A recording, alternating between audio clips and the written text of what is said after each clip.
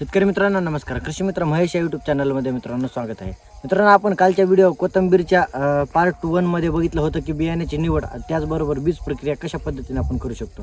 मित्रांनो ह्या पार्ट 2 मध्ये आपण बघणार आहोत खत व्यवस्थापन आणि पेरणी कशा पद्धतीने आपण करू शकतो. ट्रॅक्टरच्या साहाय्याने आपण पेरणी कशा पद्धतीने करू शकतो तेच या व्हिडिओच्या मार्फत जाणून घेणार आहोत. मित्रांनो चॅनलवर जर नवीन असाल तर चॅनलला सबस्क्राईब नक्की करा आणि व्हिडिओ जर आवडला तर व्हिडिओला लाईक शेअर नक्की करा.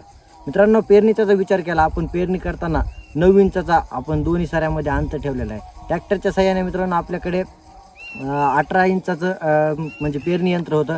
त्यामुळे आपण काय केलं आहे एकाच लाईनमध्ये दोनदा ट्रॅक्टर जाणं येणं केलं आहे. तुम्ही बघू शकता अशा पद्धतीने आपण केलेलं आहे. त्याचबरोबर मित्रांनो त्यामुळे काय झालं की आपलं 18 इंचाच्या अंतरामध्ये आणखी एक सरी आली त्यामुळे 9 इंचावर आपलं अंतर झालेलं आहे.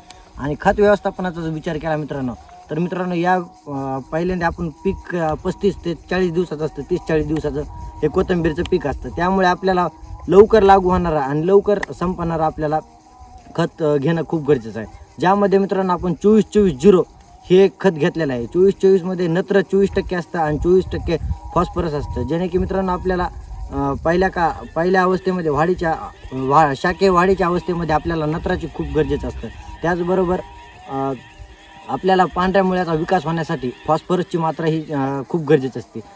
यामध्ये 24-24 मध्ये आपल्याला 24% नत्र आणि 24% फॉस्फरस अशा पद्धतीने आहे. त्यामुळे आपण 24-24चा खत घेतलेला आहे. आणि पेरणीचा जर विचार केला मित्रांनो तुम्ही 9 इंचावर पेरणी करू शकता किंवा 18 इंचावर कोणत्याही पद्धतीने पेरणी करू शकता. मित्रांनो आपण पुढच्या व्हिडिओमध्ये बघणार आहोत की तण नियंत्रण कशा पद्धतीने आपण करू शकतो. एमर्जन्सी तणनाशक कोणचं मारू शकतो आपण.